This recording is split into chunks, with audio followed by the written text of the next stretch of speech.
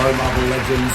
Over the course of history, a lot of Marvel games have been made, and we are going to look at each and every one of them. So strap yourselves in, because this is every Marvel game ever. Coming in first, we have Spider-Man, and what a way to start. And of course, you've got to start with Marvel's most premier flagship hero, but boy, are these humble beginnings. Don't laugh, kids, but this is what your grandparents used to play with. And your parents, which would probably include my age demographic. Hey, I'm dating myself, but look at this game. Look at these blocky graphics. I am this old. But look, in the early 80s, this was groundbreaking.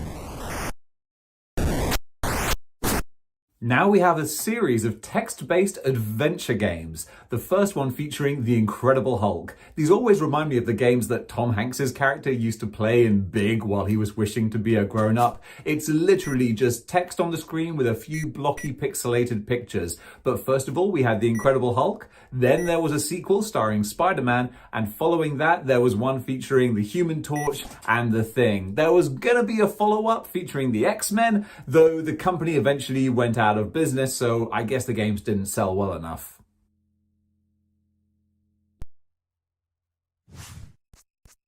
And hey, things are looking more modern already. We have Howard the Duck, based off of the much maligned, and rightly so, Howard the Duck movie. In this game, you've got to go around and rescue your friends. I don't know, maybe they're on the way to the theatre to watch the film and you've got to stop them. Folks, I present to you Captain America in the Doom Tube of Dr. Megaloman. Now, I don't even know how this plays, but with a title like that, you've got to give the creators some kudos. In the game, Dr. Megaloman is aiming to launch rockets containing a deadly virus. The CIA discover his secret base below the Mojave Desert called the Doom Tube. Captain America is then sent in to stop the rockets from being launched and save the world. This game was not received well at all. Critics saying that it had bad graphics, disappointing sound, and really failed to live up to its license. But hey, we've all got to start somewhere. Fortunately, you can't keep a good Avenger down, and Captain America had a second go round of things, this time teaming up with Spider-Man in Doctor Doom's Revenge. Now in this game, after each confrontation, you swap between Spider-Man and Captain America, and unfortunately the game didn't get great reviews, with critics mainly saying that it was kind of slow and unresponsive. But one thing I do notice when you look at it is that finally we're starting to get games where the heroes look like the heroes in the comics, and we're actually getting things that resemble the superheroes that we know and love. Now we have Uncanny X-Men on the NES, and even though this looks like it might have had some potential, it's actually one of the worst reviewed games on this list. So, Uncanny X-Men features a real classic X-Men team from the 80s of Wolverine, Cyclops, Storm, Colossus, Nightcrawler, and Iceman, and they battle across these different levels, facing such bosses as Boomerang, Sabretooth, Juggernaut, the White Queen, and finally Magneto. It didn't take long for the X-Men to have another go of things though, as shortly after we got X-Men Madness in Murder World from Paragon Software. The game is a side-scrolling beat-em-up that has over 500 action and combat screens, as well as various puzzle-solving elements as well. So I can't tell you if it's much fun to play, but it definitely seems like you get a lot of bang for your buck. Time for the third entry in the trifecta of X-Men games. It's X-Men and the Fall of the Mutants. And with this game, we leave the 1980s and kick down the doors of the radical 90s. This game was actually quite interesting because it opens with a scene with the Watcher, which kind of explains that this is taking place in a what-if type alternate reality, which means all bets are off. Spider-Man on the Amiga sees the Wallcrawler out to rescue his girlfriend Mary Jane, who has been kidnapped by Mysterio. And this whole Mary Jane getting kidnapped thing, yeah, it's gonna happen a lot. Silver Surfer was an unlikely character to get the video game treatment so early on, and in this game you play the Silver Centurion, Guardian of the Spaceways, or whatever you call him, as he battles from left to right in kind of a bullet hell sort of scenario. It's really hard, apparently, as a lot of these original games were, because they were made to last, and this game apparently puts you through the ringer.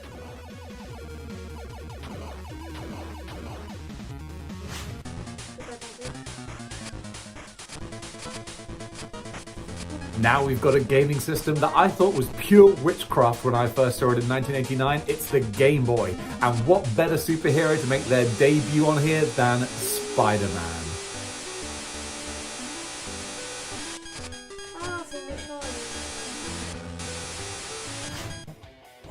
Spider-Man versus the Kingpin sees Spidey once again out to rescue Mary Jane, who's been kidnapped by his villains. And it's a fun assortment of villains that we get in this game. Loads of comic book characters, Sinister Six members and whatnot, all appearing in this. So it's still kind of a humble beginning as far as platforming and controls are concerned, but it's just great to see these characters brought to life on a games console.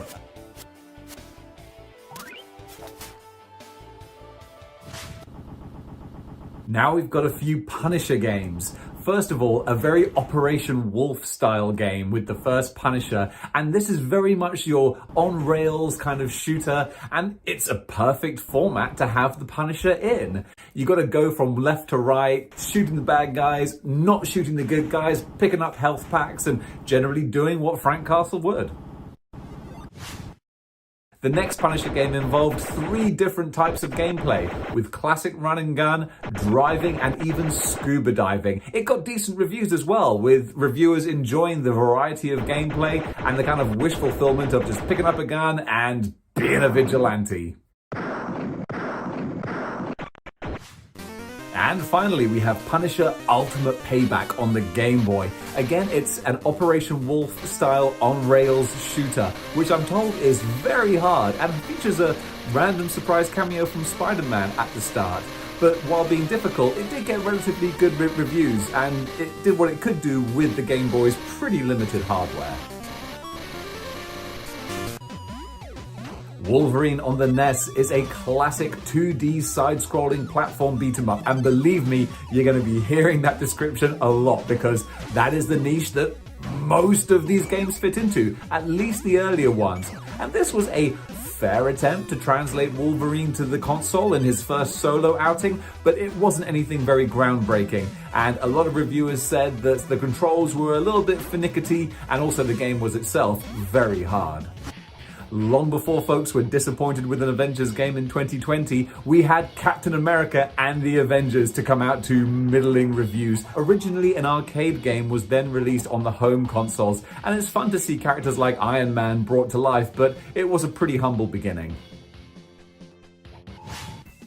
Sticking with the arcades and looking a lot more modern now, we have Spider-Man, the arcade game. And if you look at the sprites on here, you can see, oh, we're moving into the 90s. The sprites are getting bigger, more colorful, better animated. This is a classic Golden Axe style arcade beat 'em up, and is so fondly remembered by, well, me. It's got a really random assortment of characters too, with Spider-Man, Hawkeye, Namor, and the Black Cat all available for you to choose.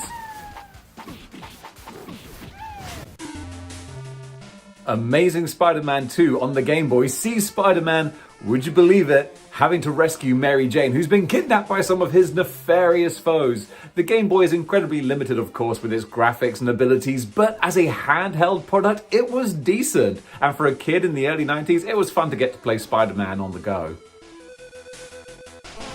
Spider-Man vs. the Sinister Six was based on the recent comic book that had come out featuring the Sinister Six reforming, and it was written and penciled by Eric Larson, who's famous for absolutely bonkers tales, and this was no exception. So it was quite fun to see a comic book story get translated to the video game genre so quickly, and this was the shape of things to come as we'd get more video games that mirrored what was going on in the comics.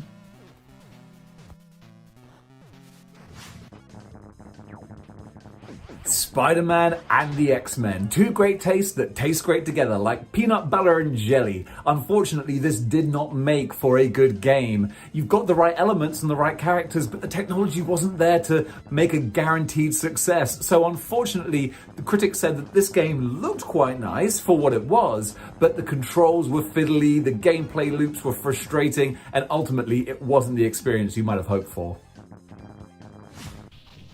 Alright, no more messing around. It's time for one of the big ones. X-Men, the arcade game. Oh me, yeah, this thing dominated the arcades in the early 90s and sucked up so many quarters and 50p's, but you got your money's worth. Huge big sprites, great 4-player action. This is what 90s arcade gaming was all about, and it gave us the line, "X-Men, welcome to die." Spider-Man 3 Invasion of the Spider Slayers holds a special place in my heart because this was the first Spider-Man trade paperback story that I bought. So to see that story turned into a video game, that's pretty cool, even if it's just on the humble Game Boy. It's Spider-Man battling a whole bunch of robotic creations made by Spencer Smythe. Or is it Alistair Smythe? Alistair Smythe. Either way, the story's a good time, and I hope the game reflects that. Now, arcade games just keep going from strength to strength, now with the Punisher arcade game. Just look at this. Look at how mean the Punisher looks. This is what arcade gaming is all about, going from left to right and beating the ever-loving bejesus out of bad guys. You've got the Kingpin in here, you've got some fantastic rogues, so much fun. Now it's the 90s and it's an X-Men game, so you know what to expect. You've got all the classics: Wolverine, Rogue, Gambit, Cyclops, and of course it is, what? A 2D side-scrolling platforming beat-em-up. And according to an IGN list of not that long ago, one of the absolute hardest games out there. A real killer for the only hardcore gamers. And it didn't take long for a sequel to come out with X-Men 2 Clone Wars. And this game, like its predecessor, was met with kind of average sort of reviews, with people saying that it was very difficult and the controls were a little bit finicky. This is a running theme that we would get in the X-Men 2D side-scrolling platforming beat-em-ups, but still, it was a fine game.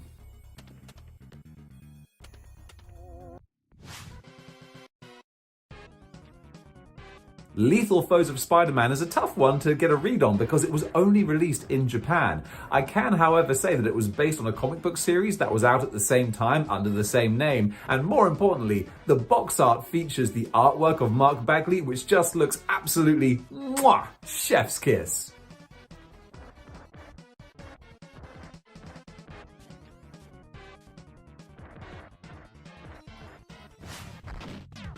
Incredible Hulk is a game I remember so well from the 90s. This is absolute peak Mega Drive, Sega Genesis, whatever you want to call it, Super Nintendo. This was the era of these games, and just the look of it screams mid-90s classic, and it was very well received by critics. With a good mixture of platforming and brawling, the Hulk was a big, imposing looking sprite. This game was well and truly a success for the Hulk.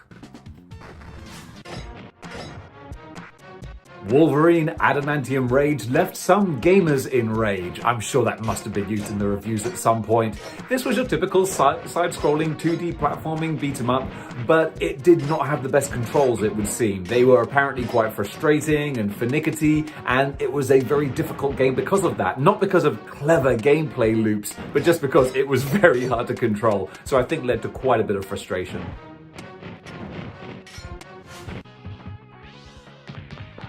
Oh my goodness, Spider-Man and Venom Maximum Carnage. This was the game of the 90s. With its red cartridge, it's so iconic. But it's not good.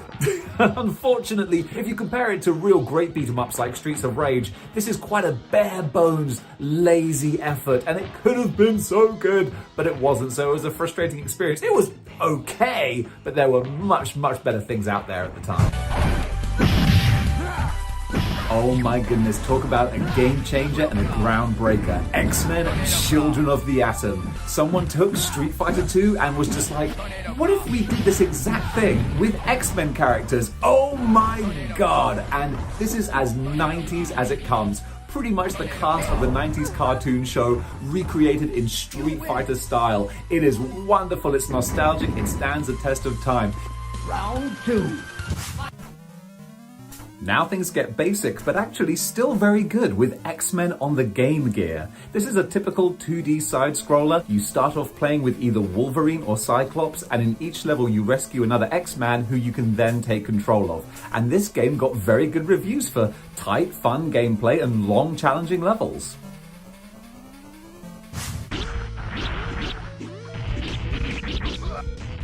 X-Men Mutant Apocalypse is one that I would absolutely call a hidden gem. It's a typical side-scrolling beat-em-up, but so much more emphasis is placed on a Street Fighter II style fighting mechanic. So it's not just running along and bopping folks in the face, but there's a real nuance to the battles that you have, and the big chunky sprites are mwah, chef's kiss.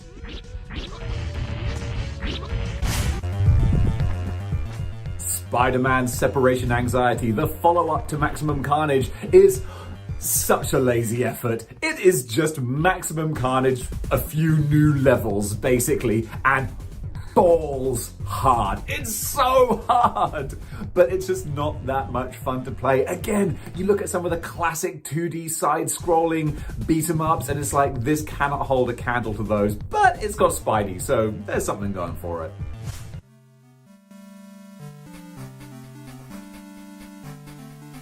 X-Men Games Master's Legacy on the Game Gear was a follow-up sequel to Spider-Man and the X-Men, and it generally met with pretty good reviews, saying that it wasn't groundbreaking, but it was definitely an improvement on its predecessor.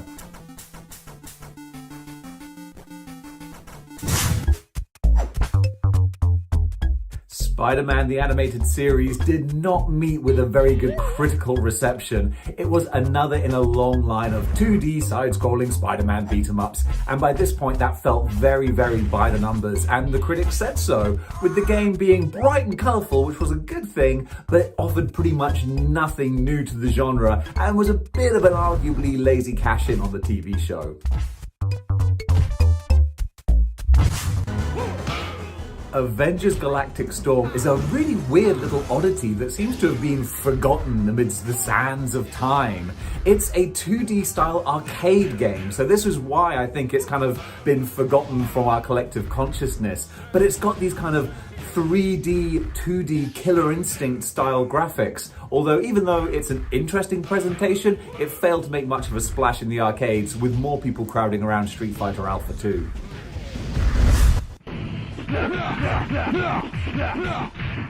Marvel Superheroes, on the other hand, is an absolute classic. Carrying on in the same vein as X-Men vs Street Fighter, the classic 2D beat-em-up style, this time supplemented with the more galactic-type characters, even Thanos himself making an appearance as the big bad. This is one that has stood the test of time.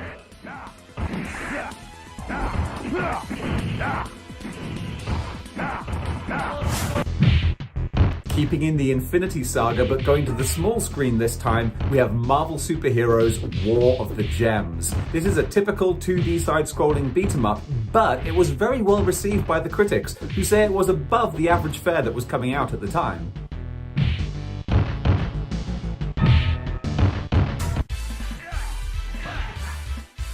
Now then, we've had X-Men Children of the Atom, we've had Marvel Superheroes, and some bright spark thought, what if we had the Marvel characters fighting the Street Fighter characters? Oh, a beautiful violet baby was born, and it was glorious. Huge big sprites, bright and colourful, and some deep cut characters. This is a stone cold classic.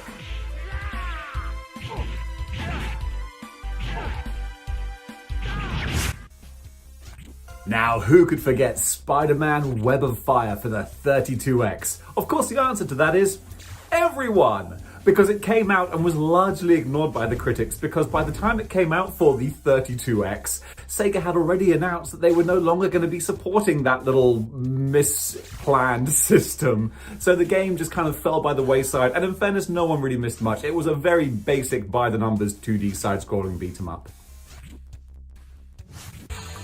Spider-Man vs. the Sinister Six is a game that was only released on PC and has not had much coverage. So much so that I'm not gonna lie to you, I don't know anything about this game. There you go, cards on the table. All I could get was just one clip of it with Spider-Man fighting Mysterio, as you can see, and it looks kind of Melancholy? I don't know what to say. I guess he fights the other members of the Sinister Six, but judge for yourselves. Maybe dig up a copy from somewhere and find out. X-Men Mojo World is yet another 2D X-Men side-scrolling beat-em-up platformer. So as Aerosmith would say, it's the same old story, same old song and dance, and the same old 4.5 out of 10 from most reviewers who say, it does what it says on the tin. It's like Ron Seal, you know? So you get what you expect, but what you expect is probably not that great. Slightly frustrating gameplay, fidgety sort of controls. It's a typical experience. Now we have Iron Man Exo Manowar in heavy metal. Exo Manowar, say it with me. Who? Yeah, he was a character from Valiant Comics, and Marvel in the mid-90s were kind of like teaming up with them to do various things. In the mid-90s, you've got to trust me, Marvel Comics were not doing well, and they were clutching at any straw they could get. And a partnership with Valiant was one of them. However, it did not create a very successful game, as critics said this was extremely meh.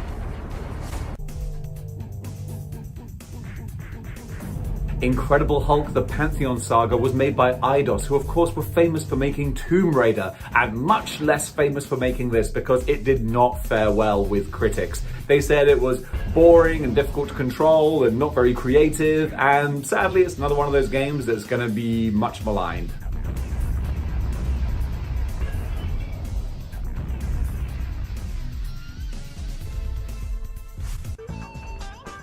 Speaking of much maligned, we have the Fantastic Four. This property outside the comics just cannot catch a break. This game was described by critics as being a mediocre to poor side-scrolling beat-em-up, and if the slipper fits. I mean, the graphics, we're improving so much over time with the graphics, but apparently the animation is very stunted and not looking good, and it's not a good time for the Fantastic Four. Alright, we're well overdue for a good game now, and we've got one with Marvel Superheroes versus Street Fighter. Capcom were ever so slowly just integrating these two brands. First of all, they were separate with comics and Street Fighter, then we got X-Men versus Street Fighter, now we're bringing in some of the other Marvel heroes, and with characters like Venom, with a symbiote all flowing around him. This was a real treat for comic book fans that just saw these characters come to life in the 2D beat-em-up. X-Men Ravages of Apocalypse is weird. It's a Quake mod, essentially. Everyone remember playing Quake in the mid-90s? I know I certainly do, and there were all sorts of mods that changed the way that it looked and felt, and this was essentially just an X-Men one, so it was Quake with an X-Men skin. But you went around killing evil, clones of the X-Men. It was odd, and that's what it is. It's an oddity. It was kind of fun to play, but then if you're gonna do that, just play Quake.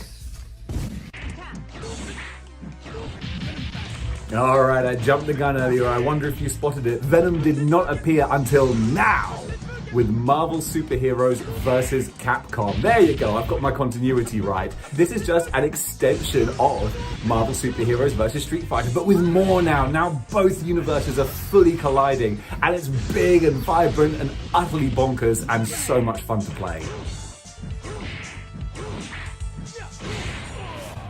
X-Men Mutant Academy. This I absolutely remember buying from Blockbuster Video and playing on my PlayStation. It's another 2D one-on-one fighter, but it's a little more nuanced. Well, not nuanced than the Capcom games, but it's a little more mellow. You can kind of take your time with it, and it's not as frantic and hyper vibrant as the Capcom games, but it's a lot of fun. And it borrowed a lot of designs from the movie that had just come out, which kind of really dates it in sort of a fun way.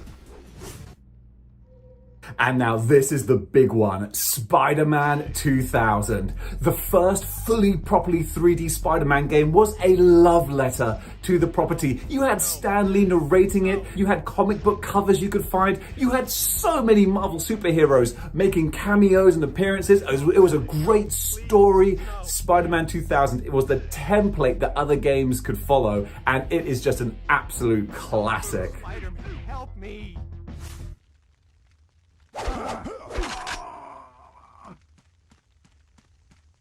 Alright, it's time to bring things down a little bit, and what better way of doing that than with a movie licensed game? These things are always a little bit dubious. And unfortunately for Blade in particular, it came out like 2 years after the movie, so the bloom was already off the rose, and this game just did not hold up particularly well.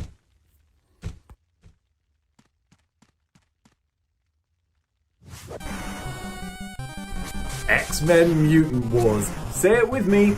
2D side-scrolling beat-em-up. It's exactly what you would expect, and the critics' responses were what you would expect.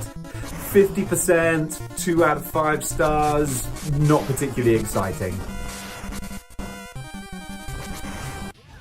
But if excitement is what you want, then Marvel vs. Capcom 2 is where you're gonna find it. Just everything you would expect from the Marvel vs. Capcom games, and just more.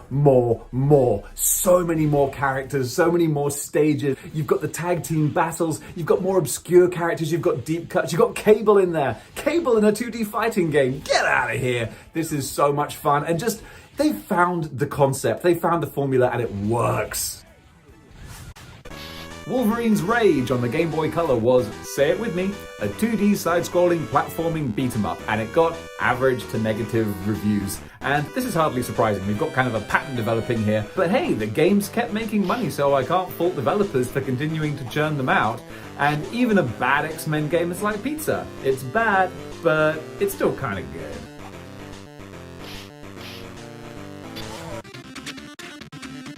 Spider-Man 2, The Sinister Six, actually got pretty decent reviews, with critics saying that it was a fun, if not basic, 2D side-scrolling platforming beat-em-up. But at least it had bright, colourful graphics and a sense of fun that I guess people appreciated in their Game Boy Color games. Spider-Man 2 Enter Electro was the much-anticipated sequel to the 2000 Spider-Man game, and unfortunately, it didn't receive the critical reception that its predecessor did. It wasn't a bad game, but folks generally tended to feel that it didn't bring enough new stuff to the table, and it was quite short, with a story that felt rather rushed and a villain who wasn't as exciting, so it was kind of a disappointing follow-up to what was an amazing original.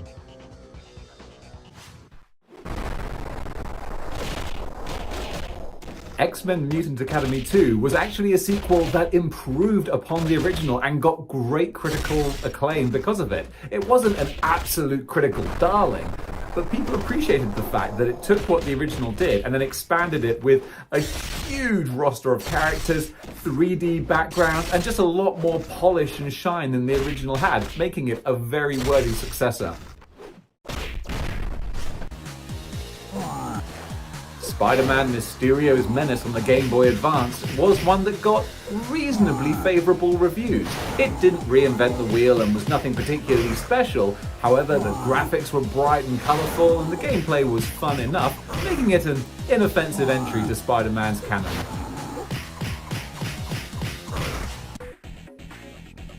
X-Men Reign of Apocalypse is an interesting one in that it actually got pretty favourable reviews, with the biggest criticism being that people wanted more. The game was a bit too short and people said perhaps slightly too simplistic, but what was actually there at its core was a decent enough 2D fighter.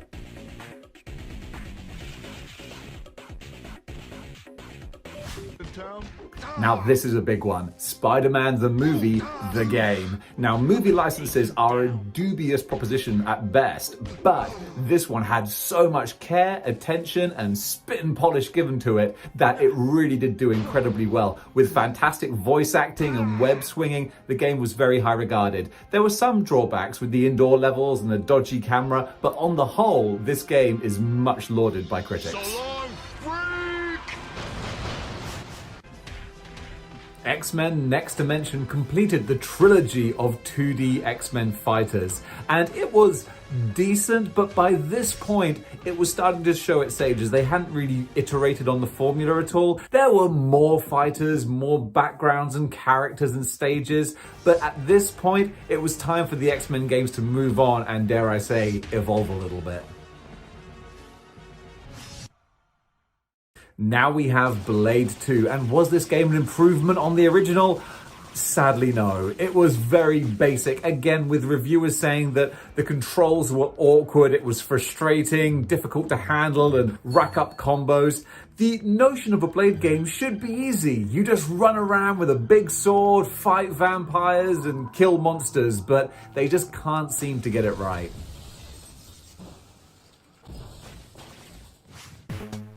Now we have a rare solo outing for Iron Man.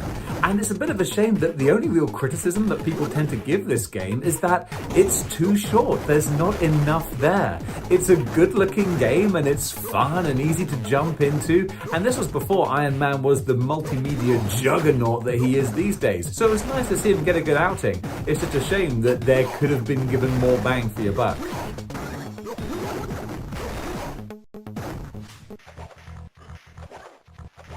Speaking of rare solo outings, we now have Daredevil, but of course at this time the character was riding high. Well, that's a little bit much. The character was riding in the middle from the success, nay, partial success of his movie coming out, and therefore, of course, you get a tie-in game. And this one was decent. 2D side-scrolling platform beat 'em up, as you would expect, but as a solo Daredevil outing, I'd say they did him proud.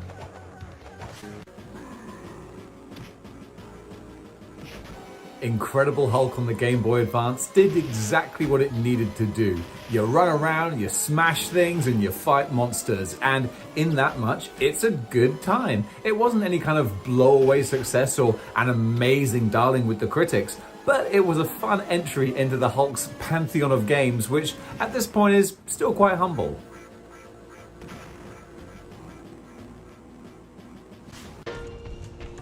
Hulk was based on the 2003 movie, which is one of the most divisive and difficult to rate Marvel movies. This was when they really hadn't got a formula down. This was pre-MCU and it was a funny property, but the game was actually pretty decent, with some Metal Gear Solid style sneaking sections in there where you transform back into Bruce Banner and have to use your wits to get through the level.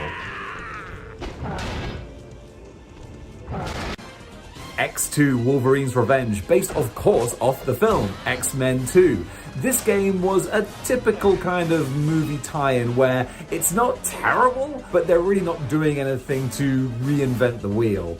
Generally, critics said that it was an okay playthrough, but the stealth sections were a bit clunky, the controls weren't great, and it was all a bit bland. So really, there were better games doing better examples of what it was trying to do. They're closing in, Logan. Now we've got a really big one. It is Spider-Man 2, an amazing sequel to an amazing game of an amazing movie of an amazing sequel. This set the bar so high for what an open world Spider-Man game had to be. New York was beautifully realized, huge, and the city felt alive with so many side quests and things to do. It's arguably only recently been bettered by PS4 Spider-Man. X-Men Legends is a love letter to fans of comic books, the X-Men, and the property as a whole. For anyone who's been following these characters, we finally get a game that just embraces everything about them with a new kind of format as well. The top-down, three-quarter angle Diablo-style perspective. You run around with a whole team using different powers. It was such an innovation at the time. No time was wasted in building off of the success of X-Men Legends. We had X-Men Legends 2, Rise of Apocalypse. More of that action role-playing combination which works so well. They really hit upon something great with this game. It's not for everyone. I myself am not a big action role-playing kind of guy. A bit too button mashing for me. At least I feel that way. Maybe I'm not smart enough to understand the systems, but enough people were, and they had a great time with this game. Okay, let's take things back down a little bit now with a movie tie-in. So you know that we have a mixed bag when it comes to these, and this is Fantastic Four, a film in itself which is not considered to be one of the masterpieces of comic book movies. I thought it was fun popcorn nonsense, but Fantastic Four can do better, and hopefully it will do very soon. But as for the game, it was extremely average, and critics said so. Not terrible, not a train wreck, but nothing to write home about. We weren't done with the Fantastic Four though, as now we have Fantastic Four Flame On, which is featured mainly around, as you can guess, the Human Torch on the Game Boy Advance. This is a bright, colourful, cartoony, fun-looking game. I really don't know much about it at all, but it seems like it was created just to be a light, fluffy, good time, and hopefully it was for those who played it.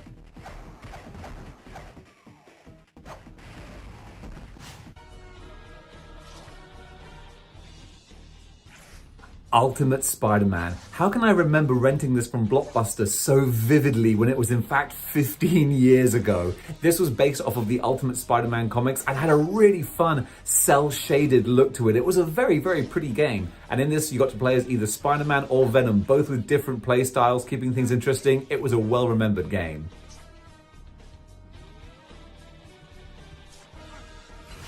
Now we have the Punisher, and oh, this was so good. This was great. Based slightly off of the Thomas Jane film, but also heavily off of the Garth Ennis comic books. This had a kind of a Grand Theft Auto sort of feel to it, but of course, no cars, just a guy with a gun killing people horribly. So much fun. It was gruesome, it was gory, you had elaborate kills, and so many comic book homages. Brilliant.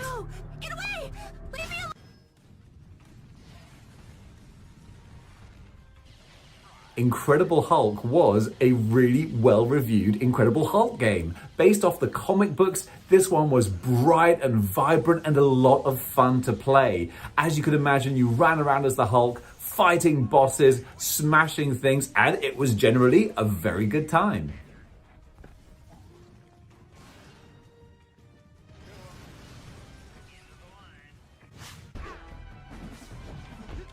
Marvel Nemesis, Rise of the Imperfects. I know I say this a lot and I get in trouble for it because I'm speaking for other people, but who asked for this? This is a Marvel fighting game. Yes, that's what Marvel fans want. And half the roster is a bunch of unknown people we've never heard of. I think they were hoping to use this as a springboard for, new properties and new franchises, but all it did was just water down the Marvel characters who were there. The generically titled X-Men the movie was of course based on X-Men The Last Stand, or X3, and the game was very run-of-the-mill. Not great, not terrible. It was released on so many different platforms, so there were different iterations of it, but all of them were kind of your typical kind of 5 or 6 out of 10. It does the job, but it's nothing that anyone's going to remember until like 20 years later when some dude makes a video about them.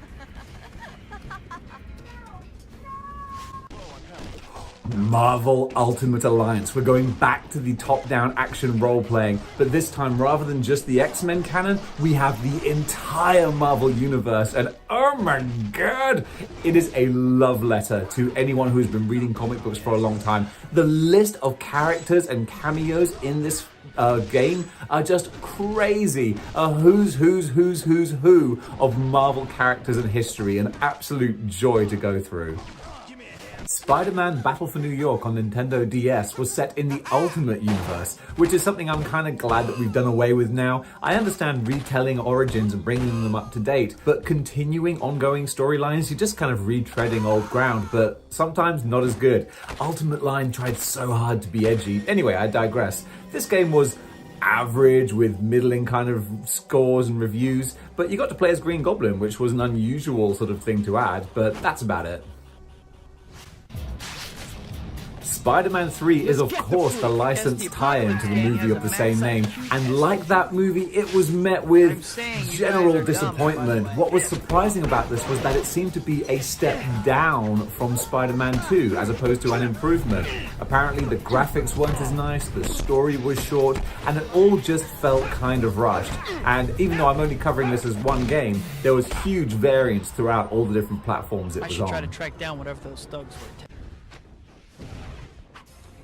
And sticking with video game movie tie-ins, we have Fantastic Four: Rise of the Silver Surfer. And unfortunately, like the film, this was not met with great response. One critic saying that it was dull, repetitive, and lazy, which is a real shame because the Fantastic Four with their powers and looks would really lend themselves to a great video game, but we have yet to see it. Maybe one day.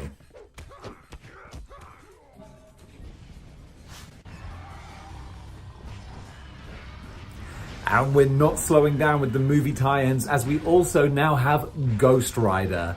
This was a game that met with, unsurprisingly, just kind of average to poor reviews. Another typical movie tie-in. It did have a nice mix though of God of War style chain combat and some fun riding racing type levels, but on the whole it didn't add up to a very spectacular overall package.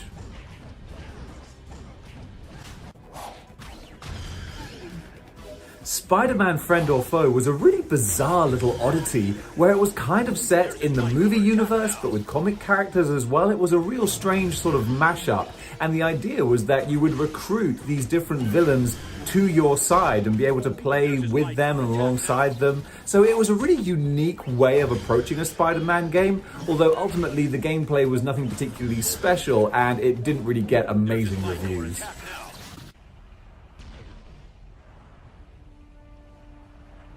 Man, the movie games keep coming and they don't stop coming. This time it's Iron Man. This is the launch of the MCU, but still, it's only a pale comparison as to what it was going to become. And the Iron Man game was one that was just kind of generically put out like all other movie games were at the time. So it was competent, but nothing particularly special.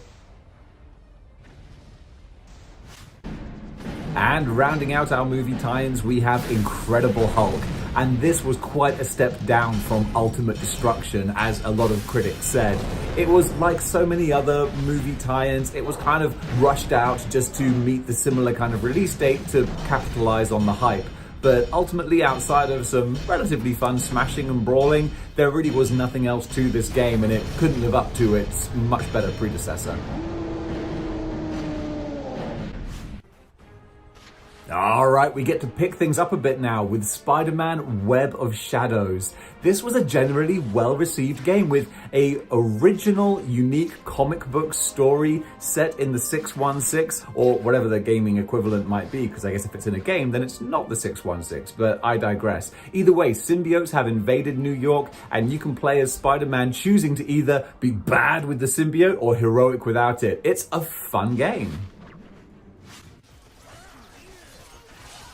Wolverine Origins is a unique example of a bad film making a pretty well-received game. This is a hack and slash type brawler that's based off of the Wolverine Origins movie, but then kind of taken in its own direction as well. And it is violent and brutal and not what we've seen from Wolverine on the silver screen. But now in a video game, it's a fun bit of mutant mayhem.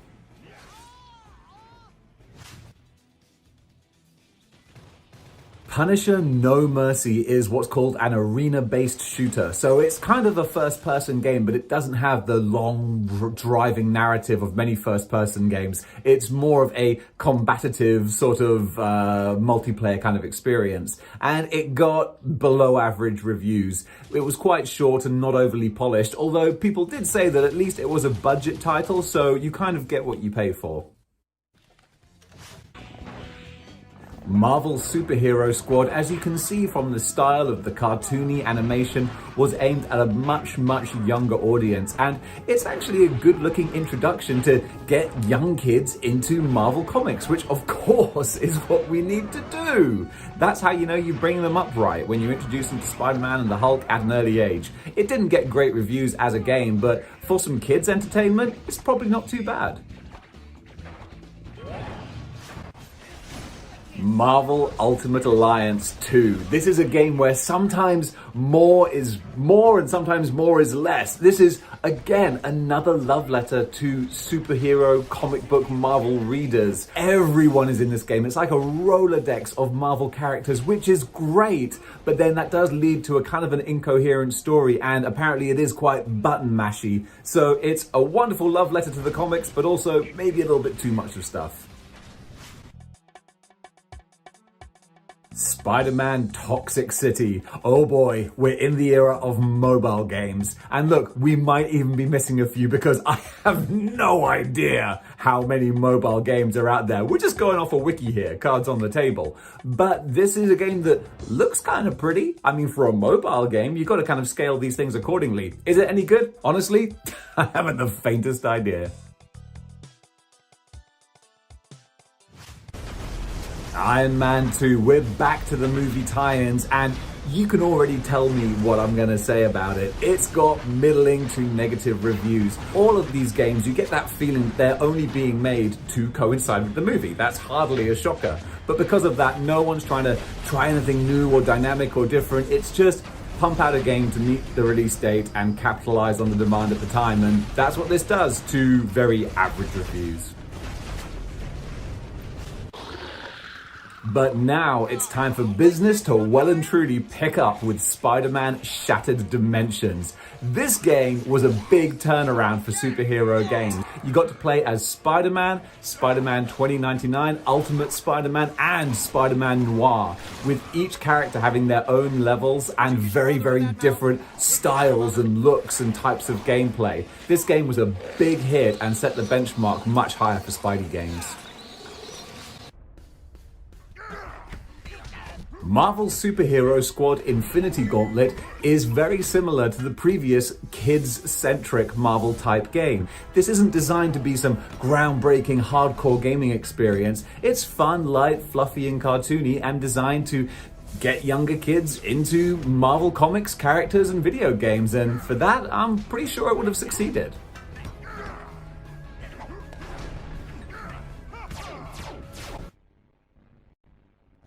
Following Infinity Gauntlet, we had Grandmaster's Challenge. This was essentially more of the same, but following a different storyline, and because it was the 2010s and we were all still suffering from the Avatar hangover, it utilized some 3D elements as well. Again, it looks like a fun, goofy, silly, cartoony kids Marvel game, and you can't expect any more than that.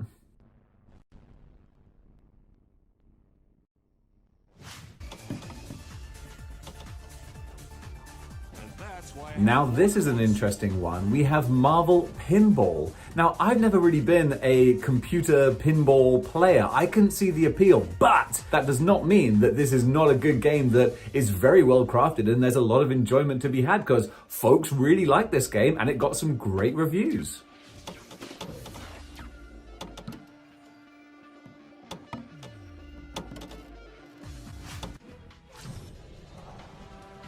Ultimate Spider-Man Total Mayhem is another iOS/Android mobile game. But from what the critics have said, this thing is actually pretty decent. You can't underestimate these mobile games. That's something that I'm learning from looking at these scores. Averaging around 85% on Metacritic, clearly what this game chose to do, it did very well and showed what could be done with this kind of mobile phone gaming. It was a long time in coming, but finally Marvel vs. Capcom 3 exploded back onto the scene. And this is your typical Marvel vs. Capcom type game, but gone are the animated looking 2D graphics, and you've got a 2D plane, but with this new advanced kind of 3D, 2D kind of look, which is a very big stylistic change. But the game generally received positive reviews from fighting fans.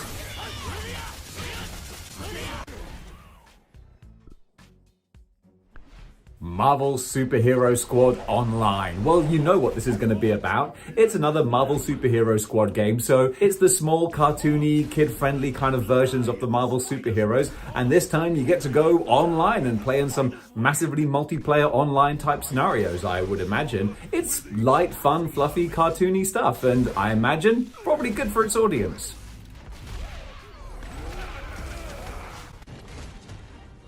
Thor, God of Thunder. Of course, this is a tie-in to the first Thor movie. Gosh, that makes us all feel old.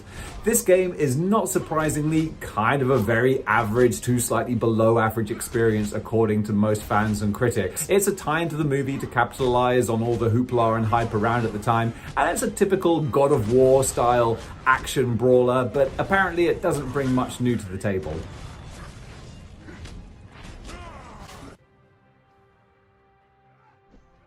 Going back to iOS games, we have Thor's Son of Asgard. And much like the previous game, it's another movie tie-in that did not get particularly favorable reports and reviews. What critics did say was that it looked pretty good. The graphics and animation was of a decent standard, but the actual gameplay was somewhat lacking. There wasn't much to it, and it was a bit of a throwaway experience.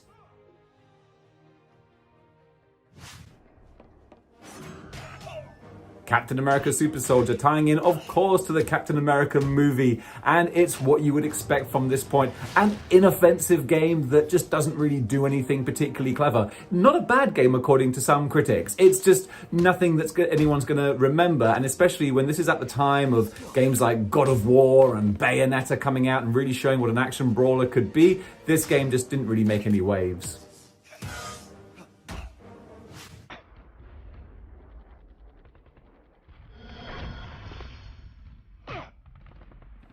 And sticking with the MCU games, we have Captain America Sentinel of Liberty. Second verse, same as the first. You guys know this.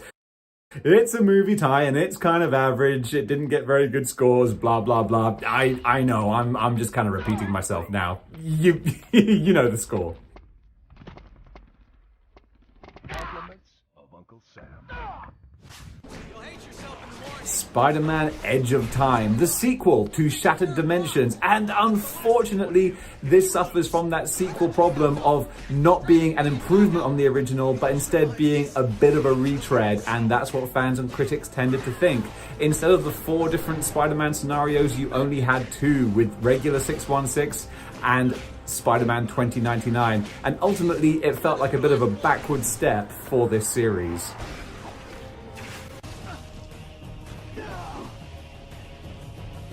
X-Men Destiny made some unusual choices, the main one being that you don't play as any of the core X-Men. You play as new recruits to the Xavier Academy who have to choose whether or not to stick with the X-Men or side with the Brotherhood. And it got bad reviews with sloppy gameplay, poor combat, and generally negative opinions all round.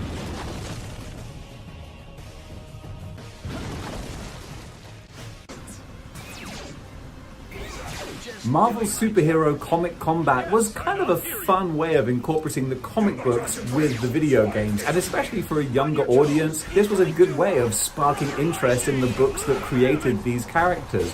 Was it a great gaming experience? Honestly, I don't know. I couldn't find that many review scores for it. But as a concept of combining the two mediums into one, I think it was a noble effort regardless. Ultimate Marvel vs. Capcom 3 is of course just an update to Marvel vs. Capcom 3 Fate of Two Worlds. This is a Capcom 2D fighter, so of course that's going to be the case. Don't buy your Capcom fighters on release date, wait a year and then get the complete edition. And this game featured more characters, more backgrounds, lots of little tweaks and fixes for fighting fans to improve some balances. So it was an improvement, but come on Capcom, we're wise to you now. Marvel Ultimate Alliance was a clever way of trying to take advantage of social media at the time and was available on things like Facebook and MS and all sorts of stuff. I'm not going to pretend like I know that much about it. Either way, it seems like it was an attempt to integrate new technologies and platforms with gaming. It's a bit of a funny one that I seem to have found has fallen through the cracks a bit. There are probably others who know more about it than I do, but still, it existed. Amazing Spider-Man. We're out of the Tobey Maguire era and into the Andrew Garfield era, for better or for worse. And this game is very average. It's not terrible, but all reviews basically say it's just kind of there. It's fun to play, but there's not much to it. It's a little bit too easy. The controls aren't great. The graphics aren't amazing. It just kind of exists in its space, and it's not doing anything new with Spider-Man that hasn't already been done. Marvel vs. Capcom Origins is a combination re-release of Marvel Superheroes and Marvel vs. Capcom. These games weren't adjusted or anything, so they have the same kind of balancing issues and all the problems that they had when they were originally in the arcade. So they have aged a bit and they do kind of show their age, but at the same time, it's a great little time capsule and a way for a new generation of players to see how these fighting games originally started.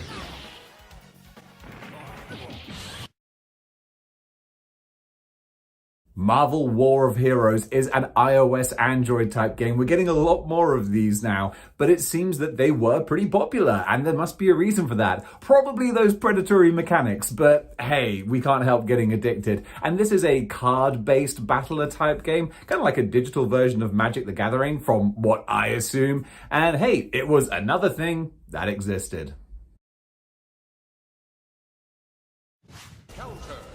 Marvel Avengers Battle for Earth is an interesting one as it's based on the Secret Invasion comic book storyline. So it's quite nice to see the comic book stories getting translated into games as opposed to just the movies. It didn't make a huge splash, but it wasn't a terrible game either, according to critics. It was just kind of there. So while you still had the real big money brawlers like God of War and such, this one just kind of existed without making too big waves.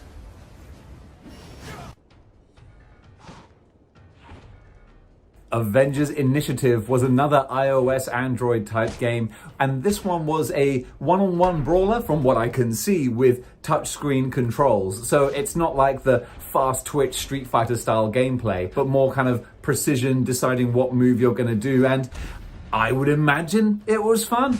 Couldn't tell you either way, but see for yourself.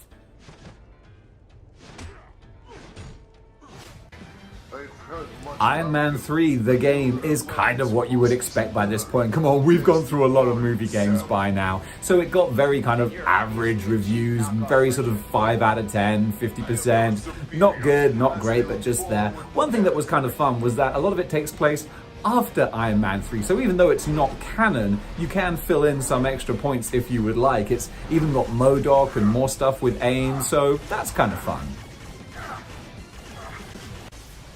Marvel Heroes, the first massively multiplayer online role-playing game, or MMORPG. There's something very satisfying about saying that. I don't know much about this because I wasn't an MMORPG type person, but it was free to play, so they want to kind of get you in there and get you hooked.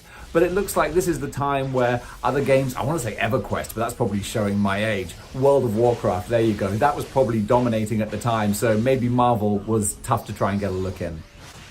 It's time for Deadpool to get his own game. Before he really came into his own with his own movies, this was a great showcase for the character. It's very Bayonetta, chainsaw lollipop, crazy, goofy, hack and slash brawler. It doesn't do anything to reinvent the wheel, but it's a fun time. And this is so comic book oriented. We didn't have a movie Deadpool to go off, so we get great comic book style stories and cameos and characters. It's not amazing, but it's fun. Marvel Puzzle Quest. For someone who grew up with Tetris on the Game Boy and columns on the Sega Game Gear, I can see the appeal of this. And apparently, according to reviews, this was really highly regarded. There's a real level, apparently, of skill and planning and technique and strategy that goes into playing this game. So I can just imagine how many hours I would have poured into this had I got into it. Probably for the best that I didn't.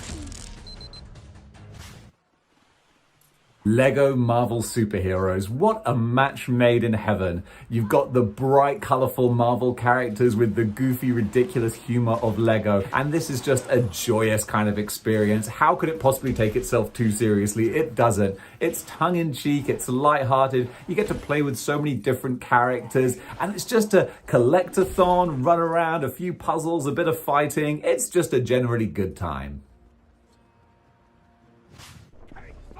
Thor: The Dark World, another iOS Android game and a tie-in to Thor: The Dark World, the movie, which is still to this day one of the lowest regarded Marvel movies just in general. But me personally, I got a little place in my heart for Thor: The Dark World. This game didn't make particular waves. It does what it says on the tin. It's a basic Thor iOS game. So I don't think anyone hated it, but no one was singing its praises either.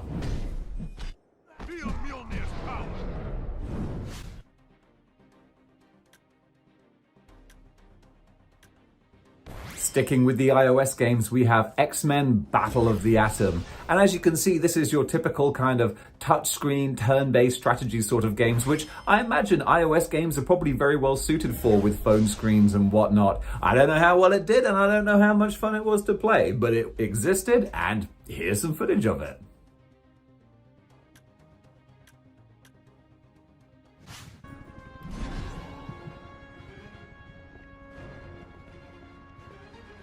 And rounding out the trifecta of Android games, we have Captain America. And this is another run-around brawler type of game. Nothing clever, nothing crazy. Can you tell I'm running out of stuff to say about these games? Lucky we're well into the late 20-teens now. Captain America, just in time.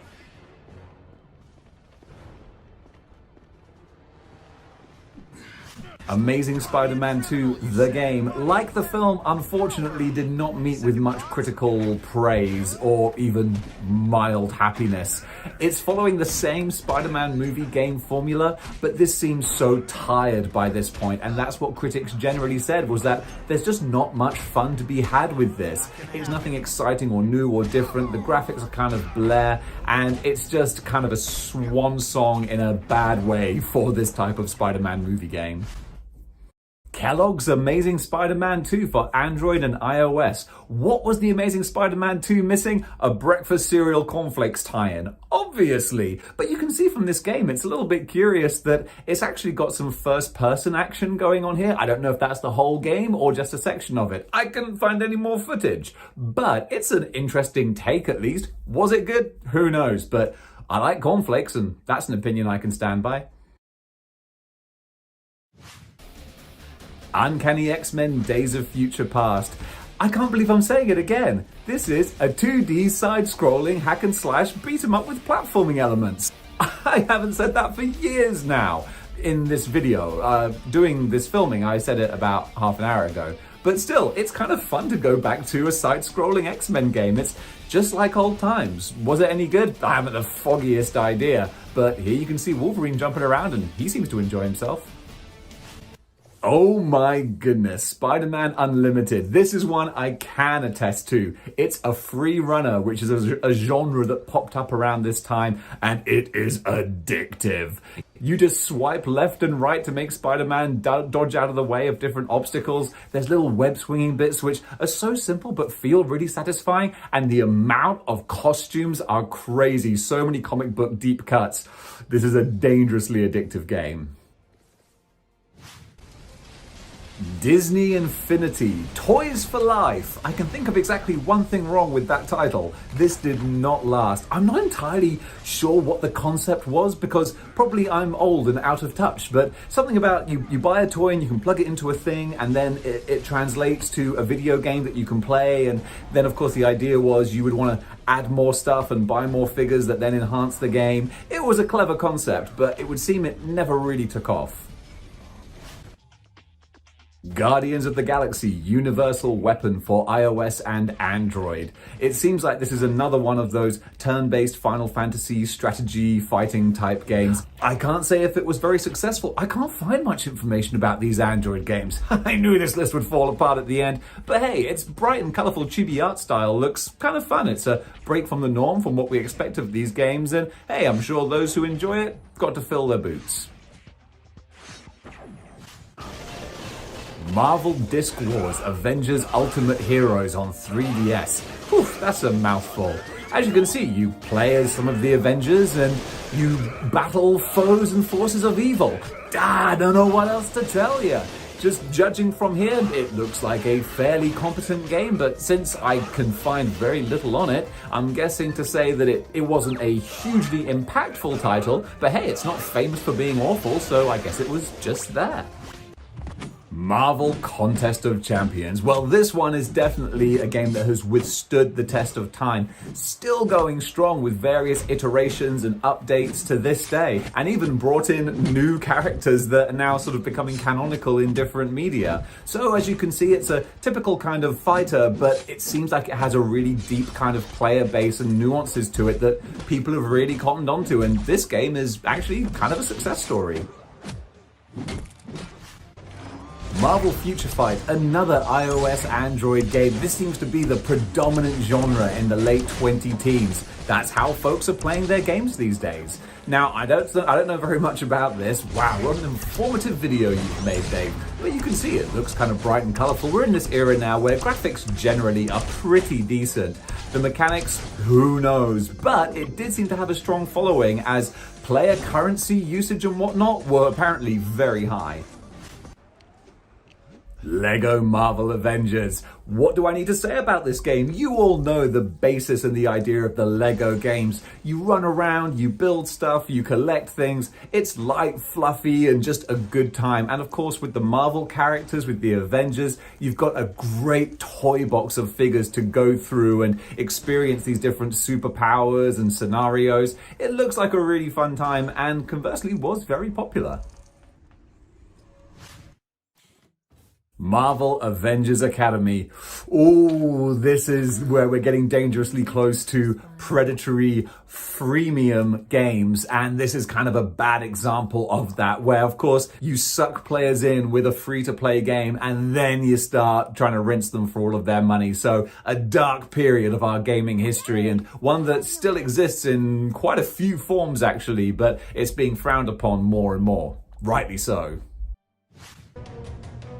Kellogg's Marvel Civil War, another interesting serial mashup, this time translating the events of the Civil War movie into a game and a first-person type view that the name at least implies a VR tag as well. I'm not sure how that fits in with the mobile phone iOS gaming, but still, it seems like a curious sort of oddity. You can see in the footage you're fighting crossbones there, so a unique experience. Was it any good? I couldn't honestly say.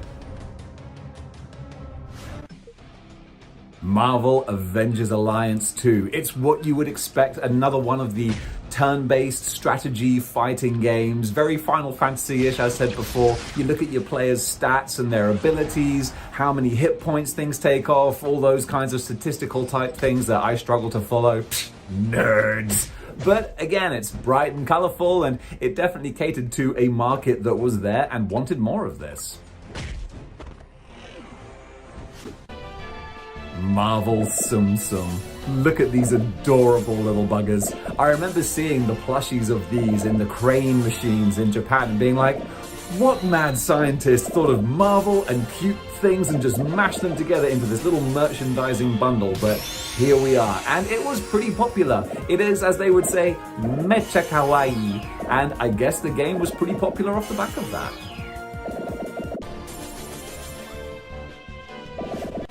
Marvel Heroes Omega was an update to the massively multiplayer online role-playing game MMORPG that I mentioned earlier. Gosh, that's kind of a satisfying tongue-twisting mouthful. Apparently, it fixed some of the grievances that people had with the previous game and made a few little tweaks here and there, but by this point, it would seem the bloom was kind of off the rose for this game and the MMORPG sort of genre for Marvel, at least in this iteration, and eventually the servers were closed not long after. Your actions are futile. You cannot kill me. Telltale Games Guardians of the Galaxy. Crazy that we've gone so long so far and we still get a new genre. Telltale is famous for their, not point and click, but I'd say narrative story-based games where it's almost like a choose-your-own adventure book. They had massive success with The Walking Dead, and of course they did ones like Back to the Future, Game of Thrones, and Guardians of Galaxy got their own go-round with this studio. Speaking of new genres, we are really in the future now with Spider-Man Homecoming, the VR experience. Yep, you can strap on your Oculus Rift or PlayStation VR or whatever one you want to choose, and you can experience what it's like to be Spider-Man in a static location shooting off web bullets. You got to start somewhere, haven't you? But this looked kind of fun, but I haven't tried VR myself. I'm not sure how it would work with me, but it would be interesting. Marvel vs. Capcom Infinite. Wow, I recommend you go and check out Matt McMuscle's channel. He has a series of videos called What Happened?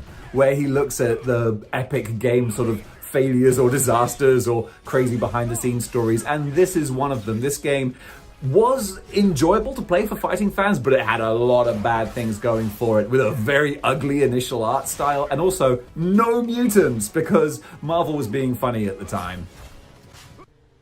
Lego Marvel Superheroes 2 is exactly what we've come to expect from the Lego franchises, and that is no bad thing. This one in particular probably having its biggest selling point being the wonderfully obscure characters that it includes. By this point, Lego had absolutely run the gamut of all these different Marvel heroes, so they thought, you know what, let's try and get as creative as possible. And that combined with the Lego style of comedy and storytelling, it was a really well-received game.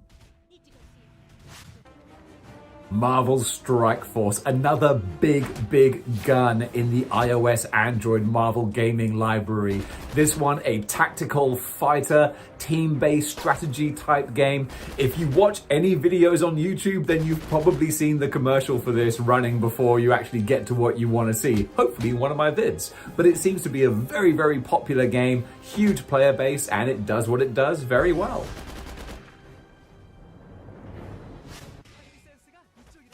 Marvel End Time Arena on just PC Windows. So this was a very exclusive game and probably didn't get a lot of coverage because of that. Of course, that's me speaking very subjectively saying, well, I didn't hear about it. Obviously, it didn't get much coverage. Couldn't be that I just wasn't having my finger on the pulse at the time. But it looks like another Diablo-style team-based running around RPG type game and might have been a lot of fun. Marvel Powers United, another VR Oculus Rift type game. These things don't seem to have quite found their niche yet. I feel like we're waiting for the technology to catch up with the ideas we have. I haven't tried Oculus Rift. I'm really excited to see what that kind of experience is like. I think Marvel would certainly lend itself to this kind of four-dimensional or three-dimensional experience. I get my dimensions confused. Either way, it might be a good time. Will break upon Mjolnir. Sorry to break it to you. Here we are, finally! It's Sony's Spider-Man, my favorite Marvel game. Taking nostalgia out of the equation, this thing was just incredible. And oh boy, there was so much hype leading up to it. This thing was announced years before it came out, and we were all saying, please, please be good, please be good. And oh my giddy lord, it delivered in a big way. Amazing mechanics, web-slinging, fighting, beautiful graphics. This game was the ultimate Spider-Man experience. Marvel Battle Lines on iOS and Android. What does this game do? I'm not entirely sure myself. Can you judge? It looks kind of puzzly, kind of like columnsy, but not exactly. I got nothing. What can I say? It looks kind of pretty, but that's about it. I think it's probably a good thing with my addictive kind of personality that I steer clear from these iOS games, so you have to figure it out for yourself. The home consoles get the VR experience with Spider-Man Far From Home VR. This already looks like a step up from the original Spider-Man Homecoming VR, and now you're moving and swinging. There are huge big robots and mechs, so clearly they've taken some fun inspiration from the source material and thrown it out there to see what they can do in VR. Is it a good experience? I have no idea, but I'd be excited to find out. Marvel Ultimate Alliance 3, The Black Order. After a huge long hiatus, we go back to the Ultimate Alliance genre or franchise, I suppose, and now it's on Nintendo Switch, a console that I think really lends itself to this type of game. Great to be able to pick up and play for a bit, then put back down, and it got a good reception. It had flaws. I haven't played it yet, but I would kind of like to, because this might be the best way to deliver this experience to me. Avengers Damage Control is an Iron Man themed VR game, but this was a tough one to find stuff on. All I could find on YouTube are a few kind of teaser type trailers that don't reveal too much about it, and unfortunately some slightly negative reviews from people who have played the game, and they say that it's an interesting VR experience, but it's not really anything to write home about, and just it's a thing, basically. It's a thing. Marvel Super War is another iOS MOBA game, which I realized from doing all of these reviews that MOBA is that kind of team battle sort of genre that I've been referring to so much as Final Fantasy style playing. And it's just another in a long, long line of Marvel iOS fighting games, so clearly there's a big appetite for these. Marvel Duel appears to be a card-based strategy fighting game in the same sort of style as your classic Magic the Gathering sort of genre. Can you tell I'm sort of riffing here because I don't really know too much about it? This video is sort of like free-form jazz. I don't even know where it's going. I just keep making noise until the video stops. Marvel's Iron Man VR on the PS4 was another outing into the VR sort of genre and experience. It seems like we're probably going to spend years with people tweaking the VR technology and hopefully trying to make it better and more compatible for everyday living. I don't want VR to go the way of 3D TVs where people thought this was a good idea, spent a lot of money, invested in glasses, and then realized, yeah, this isn't something we really want. Hopefully VR can turn it around. Marvel's Avengers. Oh, what a disappointment this game was. So much hype going into it, especially after the massive success of Sony's Spider-Man. Marvel were looking for another big win in the video game market, but this thing was a little bit snakebit from the start, with people pointing out how ugly the character designs were, with really bland, generic sort of looking faces and a drab kind of color palette, and ultimately the game was a bit of a disappointment. We're finishing on a high note though, folks. It is Miles Morales Spider-Man on the PlayStation 4 and PlayStation 5. A wonderful follow-up to Sony's Spider-Man from 2018, I want to say. This game is more of the same. It's not a full-blown bells and whistles sequel. It's like extended DLC, but it's a great package. You get your money's worth, even though it is a smaller game, and just whet your appetite for a full-on Spider-Man sequel. Whew. And guys, that is it. That is every single Marvel game ever made, ever in the history of all time, without a single one forgotten. Right? I'm sure you'll let me know either way.